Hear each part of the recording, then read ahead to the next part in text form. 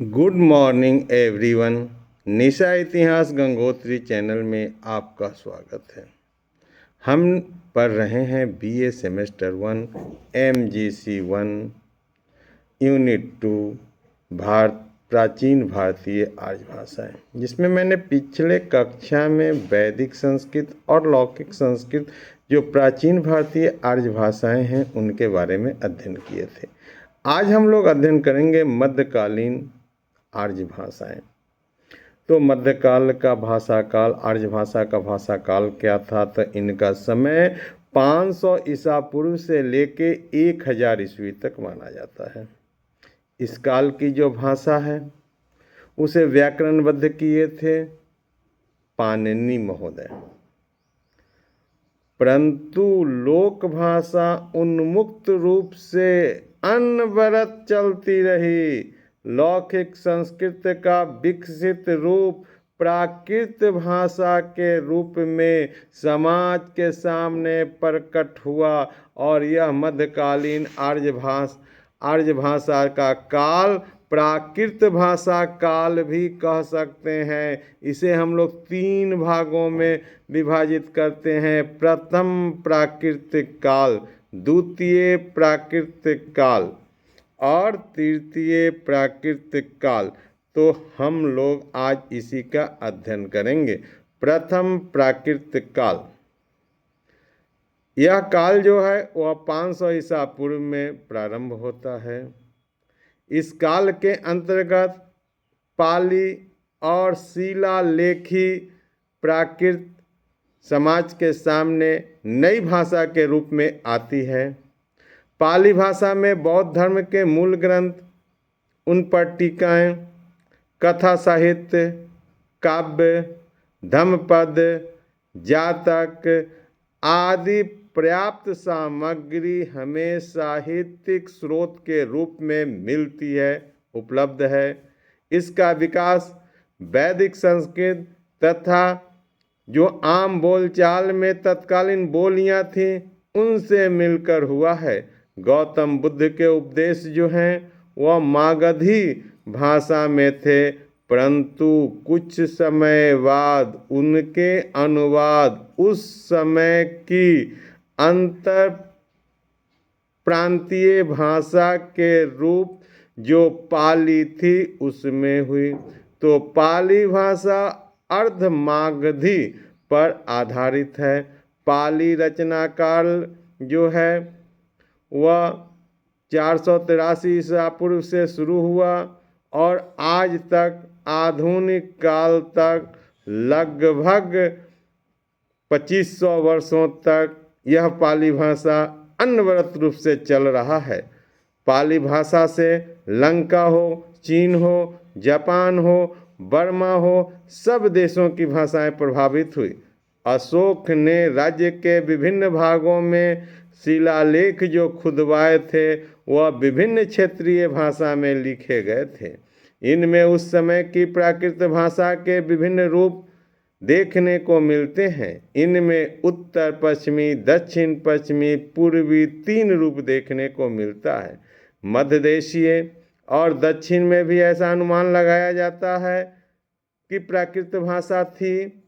इस प्रकार हम देखते हैं कि इस भाषा में क्या चेंजिंग हुआ, आगम हुआ, लोप हुआ, विप्रय हुआ, विसमीकरण हुआ, समीकरण हुआ, हर्षीकरण हुआ, दीर्घकरण हुआ आदि अनेक व्याकरणिक विशेषताएं इस प्राकृत में लौकिक साहित्य के बाद विकसित हुई।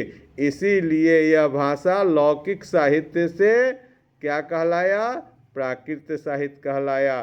कुछ चेंजिंग हुआ, वह चेंजिंग किस लिए हुआ? आम जनता की बोलचाल को लिपिबद्ध करने के लिए हुआ। अब आता है द्वितीय प्राकृत काल। इसका समय जो है वह 500 ईस्वी से माना जाता है। चूँकि यह युग प्राकृत भाषा का युग था। प्राकृत भाषा की उत्पत्ति कहाँ से हुई थी? वेदों और संस्कृत कालीन जन भाषा के रूप में विकसित हुई थी। इनका प्राचीन रूप शिलालेखों में देखने को मिलता है। इस काल में सौर सैनी, मागधी, अर्धमागधी, पश्चिमोत्तरी 4 प्राकृत भाषाएं थी। वैसे तो इनके नाम 20 मिलते हैं, यह सब इनसे विकसित हुआ। तो पहला हमने सौर सैनी प्राकृत के बारे में पढ़ा। यह मध्य देश की भाषा है जो मथुरा और सूरसेन के आसपास बोली जाती है। इसमें संस्कृत का छ का सरलीकरण हुआ और क ख संयुक्त के रूप में हुआ। छ को हम लोग क ख संयुक्त लिखने लगे और 2 स्वरों के मध्य आने वाला त शब्द जो है वह द में बदल गया। जैसे गच्छति, तो सौर सैनी में क्या हो गया? गच्छति। यह संस्कृत की ओर झुकी हुई भाषा थी। दूसरा आता है मागधी भाषा। यह अवध जनपद की भाषा थी। इस भाषा की सौर सैनी से बररुचि ने अलग निकाला। लंका में पाली भाषा को ही मागधी कहते हैं। इसमें साहित्य वही मिलता। इसका अस्तित्व नाटकों और व्याकरणों में अधिक है। मागधी में भी कुछ चेंजिंग हुआ, जैसे दंत स, मूर्धन्य स, दोनों को मागधी में तलप स कहा जाता है। र का ल के रूप में चेंजिंग हो गया। कहीं कहीं ज का य हो गया, र का ल हो गया, ज का य हो गया और एक दंत स मूर्धन्य स को तलाप स और मूर्धन्य स को दंत स के रूप में रहा। सिर्फ एक स रहा। तो यह मागधी में था। अब आता है अर्ध मागधी प्राकृत। इसका क्षेत्र सौर सैनी और मागधी के मध्य है। इसमें जैन साहित्य और धार्मिक साहित्य मिलता है। अशोक के शिलालेखों में यही भाषा है। प्रबुद्ध चंद्रोदय एवं मुद्रा राक्षस जो प्रसिद्ध ग्रंथ हैं, साहित्य हैं, जो अर्ध मागधी भाषा में लिखे गए हैं, इनमें क्या चेंजिंग हुआ? दंत ध्वनियाँ जो हैं वह मूर्धन्य ध्वनियों में बदल गई। च वर्ग का त वर्ग में और मूर्धन्य स, तलाप स, दोनों अब दंत स हो गया। वहाँ क्या था? दंत स और मूर्धन्य स तलाप स में बदल गया। यहाँ क्या था? मूर्धन्य स और दंत स इधर बदल गया। तो इस तरह कुछ न कुछ चेंजिंग होते रहा और भाषा का रूप बदलते रहा। तीसरा आता है पैशाची प्राकृत। इसके अनेक भेदों का उल्लेख मिलता है, साहित्य भी मिलता है। डुनाढय जो प्रसिद्ध लेखक थे, उनकी कृति थी बृहत कथा। गुणाढ्य का कीर्ति बृहत कथा यह पैशाची प्राकृत में लिखी गई है। इसमें संघोष स्पर्श वर्ण जो है वह अघोष में बदल जाते हैं। जैसे मेघों में घ है, मेघों का मेघों, ल का र और कहीं र का ल, यह पैशाची प्राकृत में देखने को मिलता है। यह इसकी विशेषता है। चौथा है महाराष्ट्री प्राकृत। इसका क्षेत्र महाराष्ट्र था। यह काव्य और विशेष रूप से गीति काव्य की भाषा थी। इसमें गाथा, सरस्वती महत्वपूर्ण काव्य हैं। कालिदास, हर्ष आदि के नाटकों में गीतों की भाषा यही महाराष्ट्री प्राकृत है। इसमें दंत स, तलाप स दोनों का रूप परिवर्तित हो जाता है। यह स से ह हो जाता है और 2 स्वरों के मध्य में अल्प प्राण प्रायः लुप्त ही हो जाता है महाराष्ट्री प्राकृत में। अब तीसरा प्राकृत का काल है तृतीय प्राकृत काल, जिसे हम लोग अपभ्रंश काल भी कहते हैं। यह भी लगभग 500 ईस्वी से 1000 ईस्वी तक चला, इसका काल माना जाता है। मध्य युग में उत्तर भारत की भाषा ही अपभ्रंश भाषा थी। इसका विकास प्राकृत की बोलचाल की भाषा में हुआ। यह प्राकृत और आधुनिक भाषाओं के मध्य की कड़ी है। मार्कंडेय जी ने अपने ग्रंथ सर्वस्व में नागर, उपनागर, द्रविड़ 3 रूप में इस अपभ्रंश को बांटते हैं। अब आता है कि जो यह अपभ्रंश भाषा है, यह नागर को हम लोग गुजरात की भाषा कहते हैं, ब्राचर को सिंध की, उपनागर को दोनों के मध्य के क्षेत्र की। तो प्राकृत की बोलियां अपभ्रंश भाषाओं से ही विकसित हुई हैं।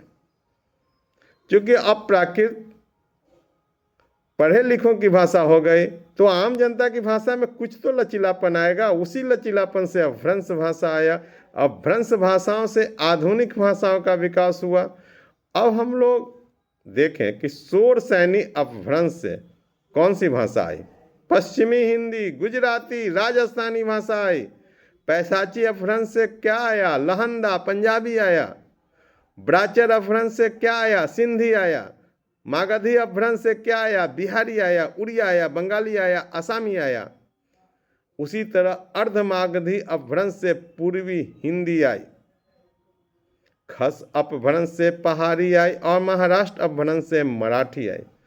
अब हम लोग पढ़ेंगे आधुनिक आर्य भाषाओं की क्या विशेषता थी। आधुनिक आर्य भाषाओं में अनुकरणात्मक शब्दों का प्रयोग बढ़ गया और इसमें क्या हुआ?